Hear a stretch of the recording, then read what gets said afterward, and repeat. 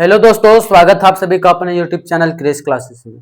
आज हम लोग देखने वाले हैं क्लास 11th का चैप्टर दूसरा, जिसका नाम है परमाणु की संरचना। उसका आज हम लोग बहुत ही महत्वपूर्ण टॉपिक देखने वाले हैं, जिसका नाम है रदरफोर्ड का अल्फा कण प्रकीर्णन का प्रयोग। इसमें अल्फा कण प्रकीर्णन जो है रदरफोर्ड जो अल्फा कण प्रकीर्णन दिए थे, उसका प्रयोग कैसे हुआ और कैसे पता चला प्रकीर्णन में क्या क्या हुआ। ठीक है, चलिए इसमें क्या क्या बात रखी गई थी उसको पहले देखते हैं। तो सबसे पहले रदरफोर्ड ने एक सोने की पतली पन्नी ली। क्या ली? सोने की पतली पन्नी। सोने की पतली पन्नी बनाते हैं, मान के लिए सोने की पतली पन्नी है। ठीक है, इसमें एक नाभिक होगा। ठीक है, अब इसमें जो रदरफोर्ड ने क्या किया, जो अल्फा कण है, अल्फा कण का बौछार कराया, अल्फा कण इसे गुजराया। ठीक है, तो इसमें क्या क्या मिलती है उसको हम लोग देखते हैं। तो इसमें जब अल्फा कण गुजारा गया, अल्फा कण गुजारा गया, तो इस प्रकार से बहुत सारे कण पार हो जा रहे थे। ठीक है, बहुत सारे कण पार हो जा रहे थे। आप कुछ कण है जो अपने पथ से विचलित हो जा रहे थे। ठीक है, जो कुछ कण है वो अपने पथ से विचलित हो जा रहे थे, और एकाएक शायद वैसे कण है जो इसमें टकरा कर वहीं से वापस आ रहे थे लौट के। ठीक है, इसमें यही तीन बातें कही गई है इसके रदरफोर्ड का अल्फा प्रकीर्णन में। ठीक है, तो इसी को आज हम लोग इसमें पूरा डिफिनेशन देखेंगे। तो क्या क्या कही गई है उसे हम देखते हैं। तो सबसे पहले बात बोलता है क्या, अच्छा पहले इसे लिख लेते हैं, ये क्या है। तो रदरफोर्ड ने, लिखते हैं क्या, रदरफोर्ड ने क्या लिया, तो सोने की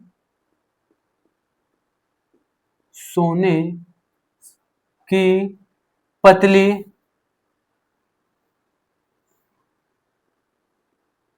पन्नी ली।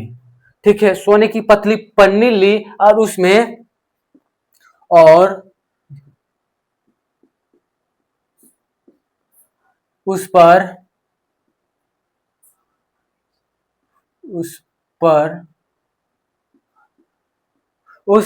अल्फा कण का बौछार कराया। ठीक है, बौछार कहने का मतलब कि इस पे प्रहार कराया, इसमें गुजारा गया। ठीक है, बौछार कराया,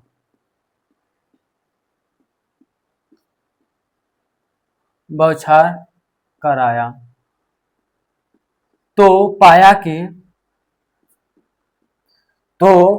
कि जो लगभग कण थे वो पार हो जा रहे थे। देखिए, जो लगभग कण थे वो पार हो जा रहे थे। लगभग कौन कराया, तो पाया कि अब देखिए, इसमें देखा कि नहीं लिख सकते हैं, क्योंकि ये जो कण है नग्न आंखों से नहीं देखा सकता था, इसलिए ये बौछार कराया तो पाया कि उसमें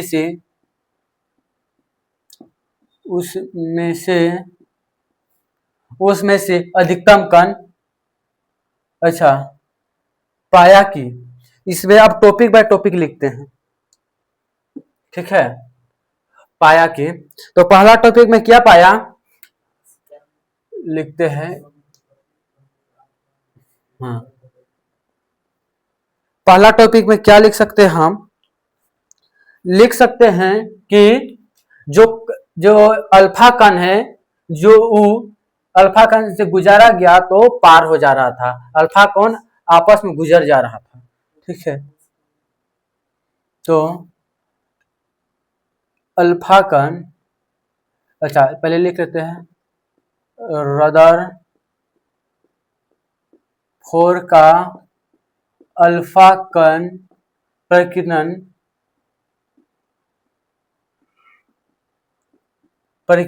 प्रयोग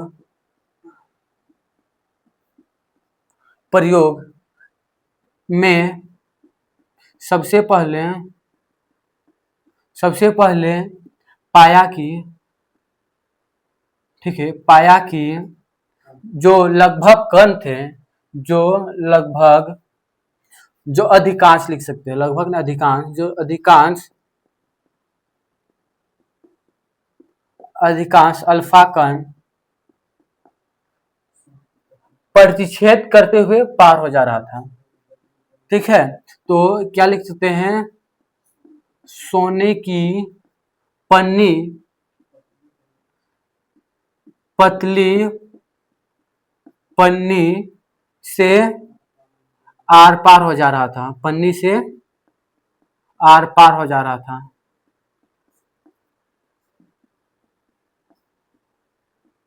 हो जा रहा था, ठीक है। और दूसरा बात क्या लिख सकते हैं, देखिए, जो कण है, दूसरा बात लिख सकते हैं क्या, कि कुछ कण प्रतिच्छेद हो जा रहे थे, प्रतिच्छेद में विचलित हो जा रहे थे, अपने मार्ग से विचलित हो जा रहे थे। ठीक है, तो दूसरा में क्या लिख सकता है, डायग्राम में क्या देख रहे हैं कि कुछ कण जो है अपनी दिशा से विचलित हो जा रही थी। जैसे कि इसको जाना था सीधा, ठीक है, डायग्राम मेरा सही नहीं बना है, इसको जाना था सीधा, लेकिन वह इसमें टकराने के बाद विचलित हो गया अपने मार्ग से। तो दूसरा में क्या लिख सकते हैं, तो कुछ अल्फा कण अपने मार्ग से,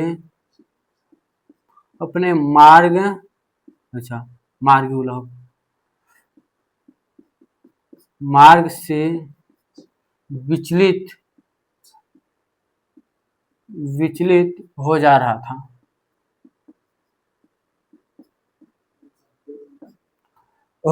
या फिर जाते हैं लिख सकते, ठीक है, हो जाते हैं। देखिए, ये तीसरा पॉइंट हो गया,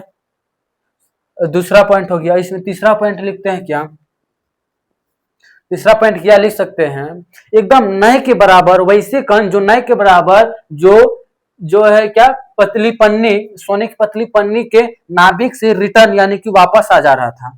ठीक है, तो लगभग कुछ कण इसमें लिख सकते हैं क्या, कि नाभिक से जो कण, अच्छा, नाभिक से टकराने पर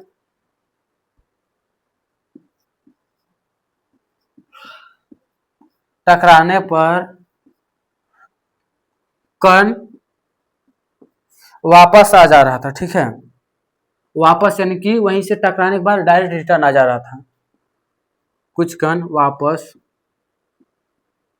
आ जा रहा था। ठीक है, ये तो हम लोग लिख लिए हैं, क्योंकि वैसे कण, जैसे कि इसमें 90% कण रहते हैं, मान चलिए हम लोग 100 कण लेते हैं, कितना कण लेते हैं, 100 कण लेते हैं, 100 अल्फा कण से गुजारते हैं, तो जो 90 कण होते हैं ना, जो 90 कण, वो इससे आर पार हो जा रहा था, सीधे पार हो जा रहा था। जो 90 कण होते हैं वो सीधे आर पार हो जा रहा था, और जो 10% बचा, वो 10% में कोई विचलित हो जा रहा था, और वैसे एकदम नए के बराबर है जो रिटर्न आ रहा था। ठीक है, चलिए अब देखते हैं अब निष्कर्ष क्या निकलता है, रदरफोर्ड ने जो निष्कर्ष दिया उसमें क्या निकलता है। तो देखते क्या है निष्कर्ष, देखेंगे रदरफोर्ड का निष्कर्ष, क्योंकि इसलिए रदरफोर्ड का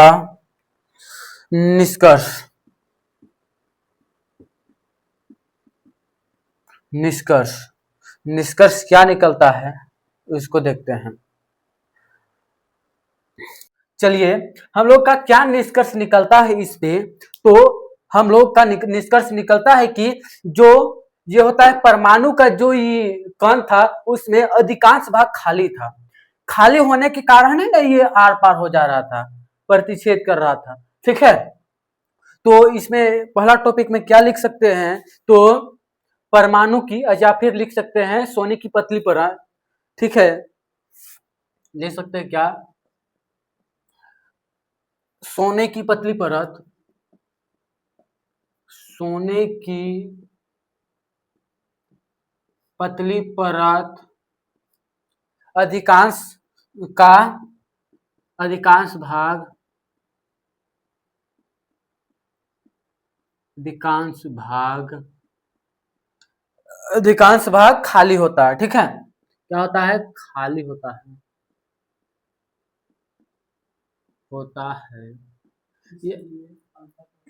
इसलिए इसलिए वह जो होता है अल्फा कण होता है वो आर पार होता है। इसलिए जो अल्फा कण होता है आर पार हो जाता है, प्रतिच्छेद करता है।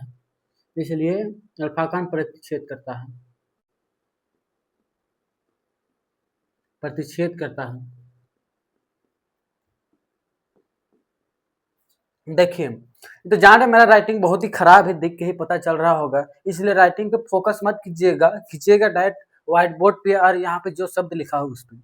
दूसरा निष्कर्ष क्या निकलता है, क्या निकलता है, देखिए जो इसका नाभिक है, जो अल्फा कण की क्या बोलते हैं सोने की पतली परत यानी कि परमाणु का जो नाभिक है वो धनावेशित होता है।